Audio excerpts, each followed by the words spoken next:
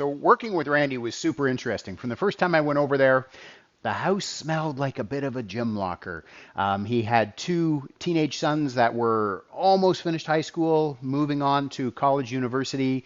He had been a single guy for many years. The carpets were really, really, they were really dirty and stinky. They'd been walked on for years with running shoes in and out. And in fact, as I was touring the home, there was a V8 Chevy motor in process of getting worked on in the dining room. There was heads on the table and gaskets and carburetors and all this sort of crazy stuff. And so when I would do open houses or when showings would happen, I would often get the comments that the house was stinky, the carpets were really dirty, and I would as nicely as I could convey this information to Randy. And sometimes for a seller, this doesn't always land very well.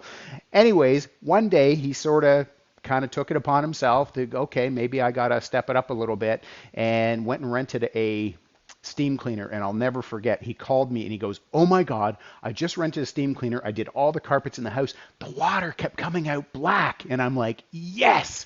So at that point, we finally had, what we needed. I mean, I would go through this house, 45 minutes before I would hold an open house, and I would have, I would open up all the windows, and it was winter, and I would Febreze, and I would do all these things. But he finally got to a point where he got the stink out of the house.